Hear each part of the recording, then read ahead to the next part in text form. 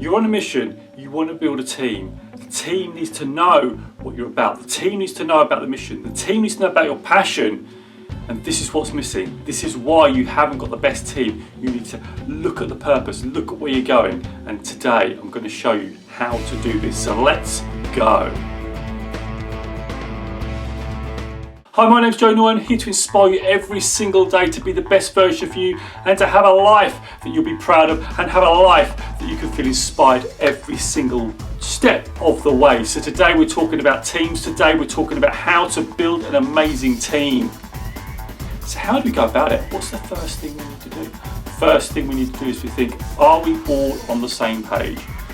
Do the team members know what the vision is for what you want to achieve? Yes, you might be working for a business. Yes, you might be trying to produce great stats and everything like that, but stats are not it. Stats are the end game. You need to build in why you're there. What is the big why of your team? Why does it exist? Why are you a team leader? Why do you want to have a team? You need to know what your purpose is in that team. What is that purpose? What is the purpose of that team in the business or whatever you're doing? Because your team feeds into a massive mission, feeds into a massive purpose. So I've got two elements to this. So for me, I've been working for corporates all my life. So I've been in lots of different teams.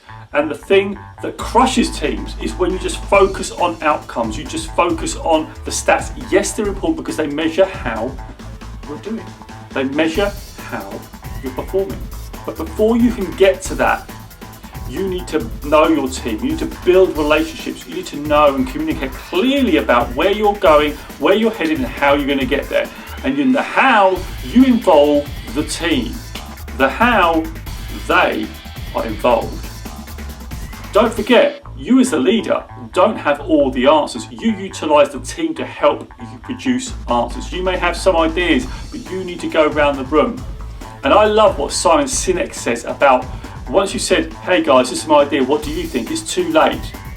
Just look at the objective and say, guys, how do you think we can start to move towards it? Now, I've made big mistakes in my days because when I was a leader, I would take full responsibility. And yes, it is your responsibility. But what I used to find is when they didn't have any responsibility, they'd say, hey, you're the leader, you get paid for doing that, and that's what you're meant to be doing. Because you're focused on the outcomes, you're focused on the stats, you're putting so much pressure on them to say, this is what we need. And yes, they know what they need. Everybody in your team will know what they need to do, right? If they don't, then you need to train. Right? So when you get to that position, you need to get them involved in the mission, get them involved in the process, because once they're bought into the mission and the vision for what you want to achieve with your team, you're going to have an amazing team. And these are mistakes that I made. I just focused on, hey, we need to get these stats. There was no real clear clarity around why we're here, what we're doing, and what our contribution is. It's the same old day. You're going, okay, guys, stats. What's the end of the day? That is just so, what's the word? Soul destroyed, because all they're doing is coming in. I've got to get the stats. I've got to get the stats. Where's the passion? And when you have those discussions, you have those in-depth discussions. And as I've grown into myself and learned from a lot of painful experiences, it's all about communication. It's all about getting to know your team.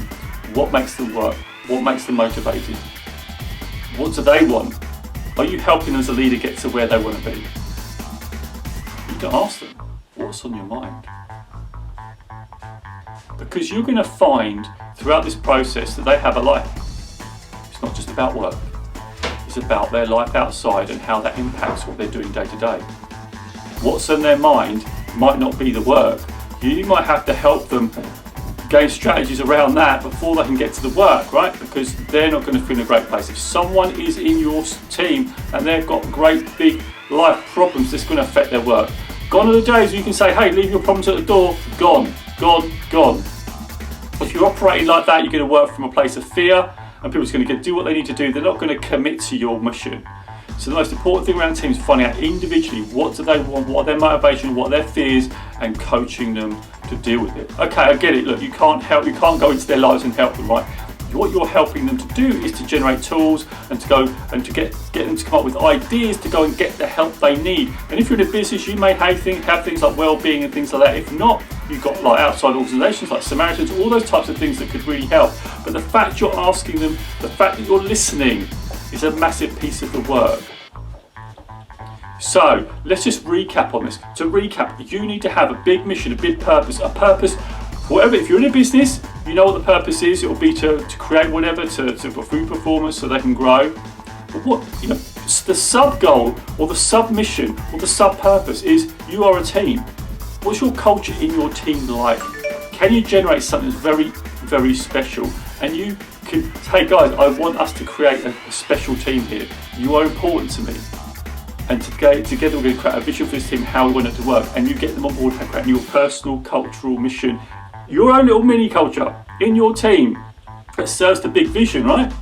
And you create it and you get them on board to create it. And that's how you start to create an amazing team. When everybody feels that they're actually really, really engaged. Okay, so there are 4 elements to a high performing team. The first element is forming. You're forming a team for a purpose. You're in a team for a purpose. So the forming stage is where people are getting to know each other. They're very polite at this stage, right? They're very polite. They'll just talk to each other and be nice. After forming, the storming. So the storming phase is where people are starting to challenge now. People are starting to be themselves, starting to challenge. They're starting to find out where their boundaries are. They're going to test you as the leader. They're going to test themselves. They're going to test each other. They're going to maybe there's a bit of competition in the team because people are jostling for positions, right? That's the storming phase. So just be aware. It's a really great tool. If you type in this into Google, and I'll give it to you afterwards, you'll get a lovely little formula, a lovely little model you can follow. So after your storming phase comes the norming stage. Everyone starts to know their roles. Everyone starts to know where they sit. Everyone starts to know what they're responsible for, and that's your norming phase. And then after that comes performing stage. The performing stage, that's where everyone's crushing it. Everyone's starting to move forward, and everyone's starting to know what they need to do, and they're starting to perform. And that's where you get the stats, right? So you can see, if you focus on stats and you're in like a forming stage, it isn't going to happen. It's going to take time to build. But this is the thing, you need to sort of look at your team and say, which stage are we in? And you might get new responsibilities come to your team, and you might revert back to a storming phase because you've got new responsibilities. So this is a really important thing you need to realise about your team. But I'd say one of the most important things I've talked about in this video, it's a lovely model, is your purpose. It's the purpose of the team. Why does it exist? Why should they be part of your team? What's the most important thing for them to be part of this team? And do you care about your individual team members and treat them like an individual, a person with feelings, with ambition, with fears, with hopes, with dreams, and how can you help them realise them? And once you do that, you're going to get your teams to absolutely crush it. So one of the last things you're going to do is don't manage people, manage purpose. So if you're managing purpose, why we're here, what we're doing, you're going to get a great response. Now, I had a lovely conversation with Simon Scribb. If you go back into the archives of my videos, it's the InspirationNation podcast. If you go back and look at that, it's a playlist. Go and have a look. I promise you, you will not be disappointed. He's created a multi-million-pound business off the back of managing purpose, and that's how you build a team. And he's currently building something right now which is really, really strong about entrepreneurship. And he's building a team right now. But it's managing purpose, right? Because people want to be part of the team because he's doing something, like he's got a mission. It's all about mission now. It's all about purpose and mission.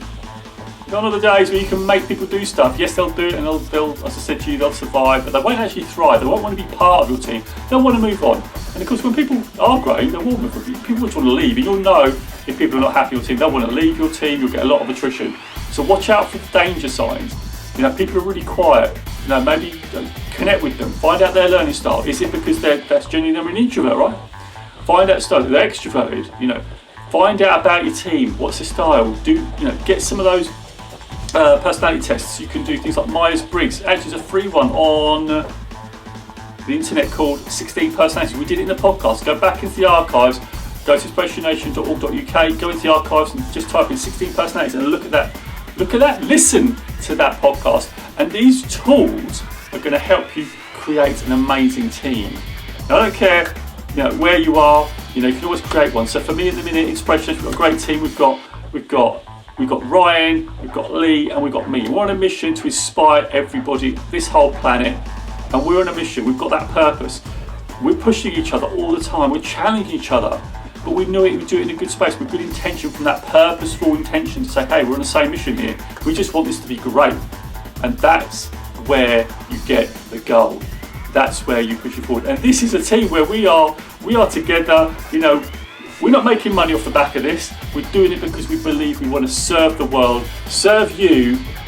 In this video, I want this to serve you. So I want this video for you to win. So use the video, rewind the video, show this to your team, show them what you mean, show them the passion and commitment you have to their development. You're there to grow people, you're there to make yourself redundant so you can step away from that team and they can run themselves. That's what you're aiming for. That is what you're aiming for. So you can step away and they can do. So you can then concentrate on your next move, right? And you've got a succession plan for someone else in that team to maybe move into your shoes. That's exactly what you do. You're there to grow people. So I hope this has helped. Go grow your people, go inspire your people, and go do it. I hope you enjoyed that video. I'd love it if you just check out our coaching services. So I've got two options for you. Option number one is where we will get together, have a session and put it on social media, and that'll be a free session just for you. Second option is the paid option. You get a free 20-minute consultation, and then after that we'll have a coaching conversation between you and me, and that stays between you and me because you've done a paid option. So don't forget to go that. Hope you enjoyed that video. I'd love if you checked out this video right over here. These are all my other videos. I think you'll really enjoy them. Also, don't forget to subscribe. It'll mean a lot to me. And don't forget to hit the bell. That will tell you when another video goes live. So you've been watching Inspiration Nation, and I'll see you over there.